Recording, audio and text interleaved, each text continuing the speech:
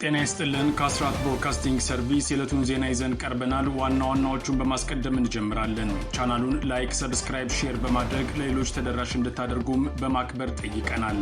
ከአንኮበር ወደ ደረፎ ቀበሌ በ3 አይሱዙና 2 ፓትሮል ሰራዊት ይዞ ሲንቀሳቀስ በነበረው የብልጽግና ቡድን ላይ በተፈጸመ የደፈጣ ጥቃት በርካታ ወታደሮች ሲገደሉ የአድማ ብተና አመራርም እስከ ወዲያኛው ተሸኝቷል። ጠላት ቁስለኞቹን ይዞ ወደ ደብረ ብርሃን ከተማ የፈረጠጠ ሲሆን በአድማ በታኝ አዛዡ ግድያ ከፍተኛ መደናገጥ ተፈጥሮ እንደነበረም ተመልክቷል። በሌላ በኩል ከሸዋሮቢት የተነሱ የ103ኛ ኮማንዶ ክፍለ ጦር አባላት ፋኖን መቀላቀላቸውን በአፋብን ሸዋ ጠቅላይ ግዛት አስታውቋል። ሙሉ መረጃው በሰዓቱ ይቀርባል። ዛሬ ከንጋት ጀምሮ በምስራቅ ጎጃም ደብረ ማርቆስ ከተማ ዙሪያ በብልጽግና ሰራዊትና በፋኖ ኃይሎች መካከል ከባድ ውጊያ መቀስቀሱ ተሰማ። በርካታ ወረዳዎችን ባካለለው በዚሁ ውጊያ አገዛዙ በንጹሃንና ንብረታቸው ላይ የከባድ መሳሪያ ድብደባ ፈጽሟል። የፋኖ ኃይሎች ሰዴ በተባለው አካባቢ በፈጸሙት ጥቃትም በርካታ ያገዛዙ ሰራዊት አባላት መደምሰሳቸው ታውቋል። ሰሙታላችሁ። በኦሮሞ ክልል ዜጎች የሰቆቃ ሰለባ መሆናቸውን የሚያሳዩ ድርጊቶች መባባሳቸው ተገለጸ። ዛሬ ረፋድ በፊቼና ገብረ ጉራቻ መካከል ባሊዴሮ ከተማ አቅራቢያ የታጠቁ ኃይሎች በአንድ የህዝብ አውቶቡስ ላይ በከፈቱት ተኩስ አሽከርካሪውን አቁስለው ተሳፋሪዎችን አፍነው መውሰዳቸው ተሰምተዋል። ጥቃቱ ኦህዴድ ብልጽግና ያደራጃቸው ታጣቂዎችና ኦነግ ሸኔ በመቀናጀት የፈጸሙት መሆኑ ታውቋል። የዚህንም መረጃ የምትሰሙት ይሆናል። በመካከለኛው ምስራቅ ዓለም አቀፉን የኃይል ሚዛን የሚፈትሽ አዲስ የጂኦፖለቲካዊ ውጥረት ነግሷል። የኢራን ፓርላማ ፕሬዝዳንት ዶናልድ ትራምፕን ለማስገደል ታሪካዊ የገንዘብ ሽልማት ያወጀበት የቅጥር ነፍሰ ገዳዮች ረቂቅ ህግ ይፋ መሆንና በዋሽንግተን በአረብ ሀገራት ጥያቄ መሰረት የሰነዘረችውን ወታደራዊ ዛቻ ማራዘሟ የመካከለኛው ምስራቅ ቀውስ ወደ አዲስ የዲፕሎማሲያዊ ፍጥጫ ምዕራፍ አሸጋግሮታል። አሁን በቀጥታ ወደ ዝርዝሩ አልፈናል።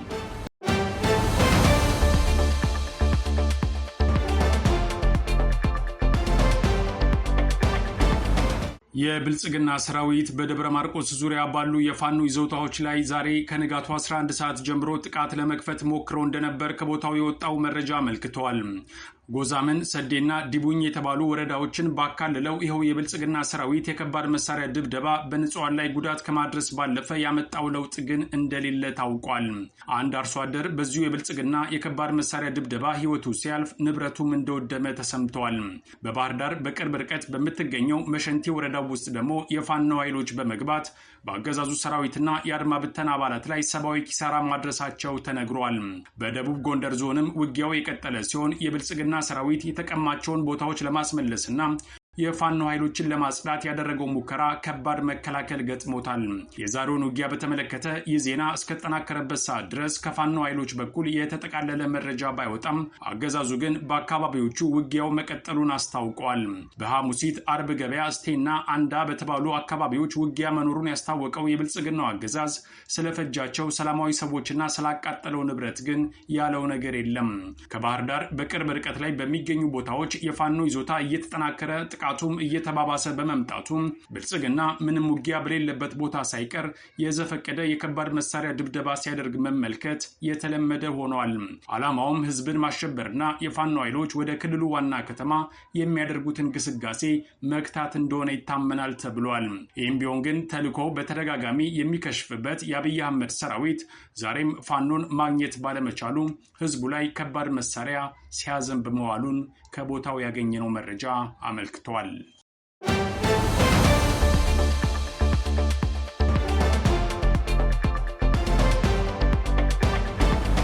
በአፋብን ሸዋ ጠቅላይ ግዛት አሳምነው እዝ መሐመድ ቢሆነኝ ኮር በሳሲት ድል መቀዳጀታቸው ታውቋል። የአገዛዙ ሰራዊት ከደብረ ብርሃን 4 አይሱዙና 4 ፓትሮል ሰራዊት በሸዋ ጠቅላይ ግዛት ቡልጋ አውራጃ አንኮበር ወረዳ ወደ ደረፎ ቀበሌ በሚጓዙበት ሰዓት ነው ከባድ የደፈጣ ጥቃት የገጠመው።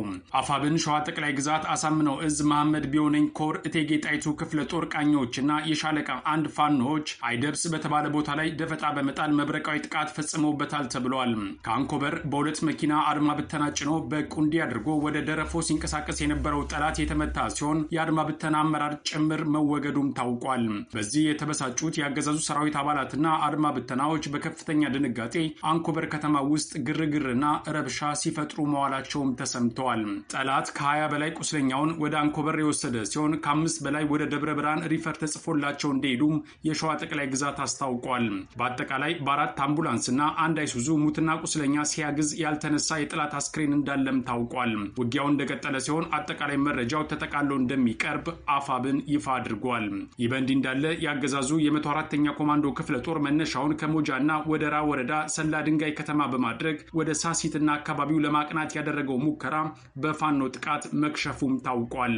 በሌላ በኩል ያገዛዙ ኮማንዶና ጋንታ መሪ ዛሬ ጠዋት ያሳምነው እዝን ከነሙሉ ትጥቃቸው ተቀላቅለዋል። በዚህ የተደናገጠው አገዛዙ በመንገድ መሪው ሚኒሻ አማካኝነት ወደ ጀግኖቹ መንደር ከቀኑ 6 ሰዓት ላይ ያመራ ሲሆን ልዩ ቦታው ፈለገነት በተባለ ቦታ በጀግናው ፋኖ የቅንጅት ውጊያ በሚገባ ተመክቶ ወደ መጣበት ሲመለስ በውር ድንብር የዘፈቀደ የሞርተር ቅንቡላ ወደ ማህበረሰቡ ሲያስወነጭፍ እንደዋለም ተመልክቷል።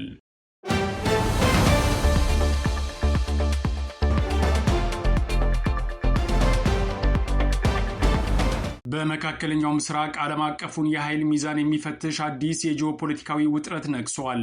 የኢራን ፓርላማ ፕሬዝዳንት ዶናልድ ትራምፕን ለማስገደል ታሪካዊ የገንዘብ ሽልማት ያወጀበት የቅጥር ነፍሰ ገዳዮች ረቂቅ ሕግ ይፋ መሆንና በዋሽንግተን በአረብ ሀገራት ጥያቄ መሰረት የሰነዘረችውን ወታደራዊ ዛቻ ማራዘሟ የመካከለኛው ምስራቅ ቀውስ ወደ አዲስ የዲፕሎማሲያዊ ፍጥጫ ምዕራፍ አሸጋግሮታል።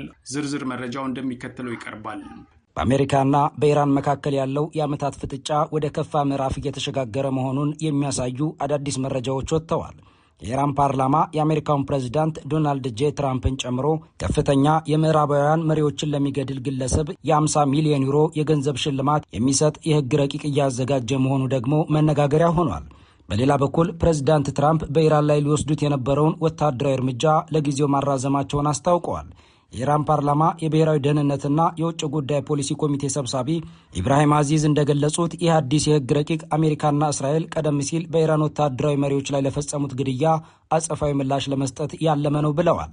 እርምጃው ሃይማኖታዊ ተልዕኮ ነው ያሉት አዚዝ ሕጉ በዋናነት 3 ከፍተኛ መሪዎችን ኢላማ ያደረገ መሆኑንም ጠቁመዋል። ከእነዚህም መካከል የአሜሪካው ፕሬዝዳንት ዶናልድ ጄ ትራምፕ፣ የእስራኤሉ ጠቅላይ ሚኒስትር ቤንያሚን ኔታንያሁና የአሜሪካ ማዕከላዊ እዝ ወይም ሴንትኮም ዋና አዛዥ የግድያው ኢላማ እንደሚሆኑ ገልጸዋል። ይህ በእንዲህ እንዳለ ከኢራን ጋር ቀጥተኛ ግንኙነት ያለው ግለሰብ በአሜሪካ ምድር በፕሬዝዳንት ትራምፕ ላይ የግድያ ሙከራ ለማድረግ ሲንቀሳቀስ እንደነበረና የአሜሪካ የስለላ ድርጅቶች ኤፍቢአይ እና ሲአይኤ ደርሰውበት ማክሸፋቸውን ይፋ አድርገዋል። ይህ ክስተት በዋሽንግተን ከፍተኛ የደህንነት ስጋት የፈጠረ ሲሆን ለፕሬዝዳንቱ የሚደረገው ጥበቃም ይበልጥ እንዲጠናከር አድርጓል። በሌላ በኩል ፕሬዝዳንት ዶናልድ ጄ ትራምፕ በኢራን ስትራቴጂካዊና የኒውክሌር ተቋማት ላይ ሊሰነዝሩት ያሰቡትን ከባድ ወታደራዊ ጥቃት ለጊዜው ማራዘማቸውን አስታውቀዋል። ትራምፕ ይህንን ውሳኔ ያስተላለፉት ከቀጠናው ታማኝ ወዳጆቻቸው የተሰጣቸውን ዲፕሎማሲያዊ ምክረ ሀሳብ ተከትሎ ነው ተብሏል። የሳውዲ አረቢያ፣ የኳታርና የተባበሩት አረብ ኤሚሬትስ መሪዎች ጉዳዩን በውይይት ለመፍታትና ለቀጠናዊ ድርድር ተጨማሪ ጊዜ እንዲሰጥም በይፋ ትራምፕን መጠየቃቸው ተሰምቷል። የአረብ ሀገራቱ ስጋት በኢራን ላይ የሚሰነዘር ማንኛውም ቀጥተኛ ጥቃት መላውን የመካከለኛው ምስራቅ ክልል ወደማይጠፋ የጦርነት እሳት ውስጥ ሊከተው ይችላል ከሚል ስጋት የተነሳ መሆኑም ተጠቁሟል። ፕሬዝዳንት ትራምፕም በሰጡት መግለጫ ኢራን በኒውክሌር መርሃ ግብሯ ዙሪያ ያሉትን አለመግባባቶች በጠረጴዛ ዙሪያ በሐቀኝነት ለመፍታት ፍላጎት እንደሌላት በተደጋጋሚ በተግባር አሳይታለች በማለትም ተችተዋል። ሆኖም ግን ከቴሄራን በኩል የወጡ መረጃዎች እንደሚያሳዩት የኢራን መንግስት በኒውክሌር ጉዳይ ላይ የተሻሻለና አዲስ የሰላም እቅድ አዘጋጅቷል ተብሏል። ነገር ግን ኢራን ይህንን ጥያቄ በቀጥታ ለአሜሪካ ከማቅረብ ይልቅ በሁለቱም ሀገራት መካከል የቅርብ ወዳጅነት ባላት ፓኪስታን በኩል በሚስጥር ለዋሽንግተን እንዲደርስ ማድረጓ ታውቋል። የዓለም አቀፍ የፖለቲካ ተንታኞች በበኩላቸው በመካከለኛው ምስራቅ ያለው ውጥረት አሁን ላይ በሰላምና በጦርነት መካከል ባለው ቀጭን መስመር ላይ ይገኛል ይላሉ። ኢራን በአንድ በኩል የቅጥር ግድያ ሕግ በማውጣት የውስጥ ደጋፊዎቿን ስሜት ለመቀስቀስና በአሜሪካ ላይ የስነ ልቦና ጫና ለመፍጠር እየሞከረች ሲሆን፣ በሌላ በኩል ደግሞ በፓኪስታን በኩል የሰላም እቅድ በማቅረብ ማዕቀቦችን ለማቃለል የዲፕሎማሲያዊ መውጫ መንገድ እየፈለገች ነው ተብሏል። ትራምፕ በበኩላቸው እርምጃውን ማዘግየታቸው ደካማነታቸውን ሳይሆን ከአረብ አጋሮቻቸው ጋር ያላቸውን ጥምረት ለማጠናከርና ኢራን የምትሰጠውን የመጨረሻ ዕድል ለመመልከት የወሰዱት ስልታዊ እርምጃ እንደሆነ ተደርጎ ተወስዷል። የዓለም አቀፉ ማህበረሰብና የተባበሩት መንግስታት ድርጅት በበኩላቸውም ሁለቱም ወገኖች ከከረረ ንግግርና ከጦርነት ቀስቃሽ እርምጃዎች እንዲቆጠቡ ተደጋጋሚ ጥሪዎችን በማቅረብ ላይ ናቸው። የፓኪስታን የሰላም እቅድም ውጥረቱን ያረግበው ወይም የአረብ ሀገራት የድርድር ጊዜ አልቆ ቀጠናው ወደ ከፋ ጦርነት ያመራ እንደሆነ የሚወሰነውም በሚቀጥሉት ጥቂት ሳምንታት የዋሽንግተን ምላሽ ይሆናል።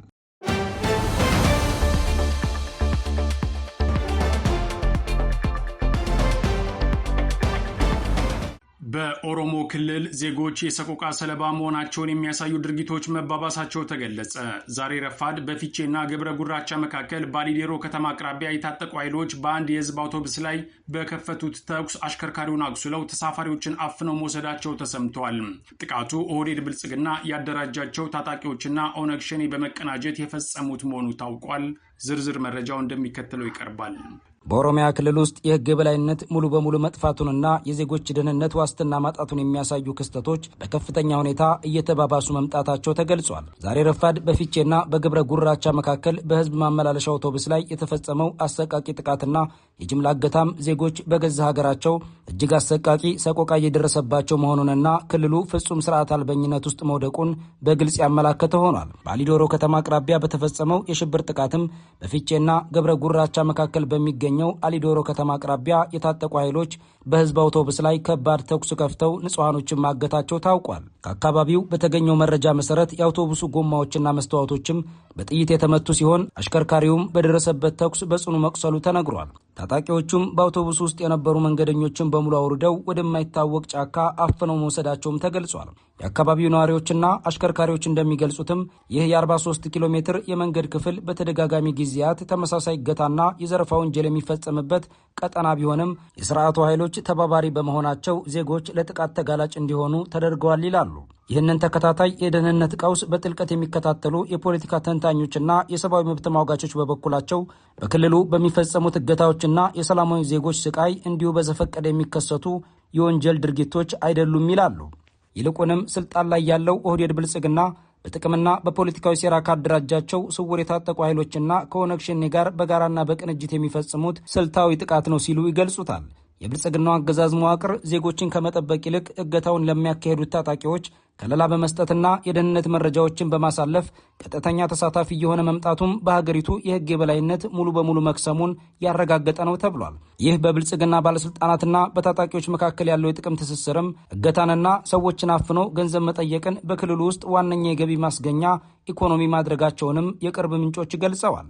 በተለይ በአሁኑ ወቅት በኦሮሚያ ክልል ውስጥ ማንነትን መሰረት ያደረጉ ግድያዎችና አሰቃቂ ጥቃቶች መደበኛና ተራ ክንውን እስከመሆን ደርሰዋል ሲል ለአስራት የገለጸው የአካባቢው ነዋሪ ከአማራና ከሌሎች ብሔረሰቦች የተወለዱ ሰላማዊ ዜጎች፣ የሃይማኖት አባቶች፣ ሴቶችና ህጻናት በማንነታቸው ብቻ እየተመረጡ ይገደላሉ፣ ይታገታሉ፣ የጅምላ ጭፍጨፋም ይፈጸምባቸዋል ብለዋል። ዜጎችም በገዛ ሀገራቸው በነጻነት የመንቀሳቀስ መብታቸውን ተነጥቀው በየመንገዱ እየታደኑ ሰለባ የሚሆኑበት ይህ የሰቆቃ ስርዓት በብልጽግናው ስርዓት ቀጥተኛ ተባባሪነት እየተመራ መሆኑን ደግሞ የፖለቲካ ኃይሎች ይገልጻሉ። በዛሬው ዕለትም በፊቼና ገብረ ጉራቻ መካከል የተፈጸመው አውቶቡስ የማገትና አሽከርካሪውን የማቁሰል ድርጊትም የዜጎችን የህይወት ዋስትና ማስከበር የተሳነውና ራሱ የጥቃቱ አደራጅና ተዋናይ የሆነው የኦህዴድ ብልጽግናው ስርዓት ሀገሪቱን ወደማያልቅ የእርስ በርስ እልቂትና ፍጹም መበታተን ውስጥ እየከተታት እንደሚገኝ ታዛቢዎች እየገለጹ ይገኛሉ።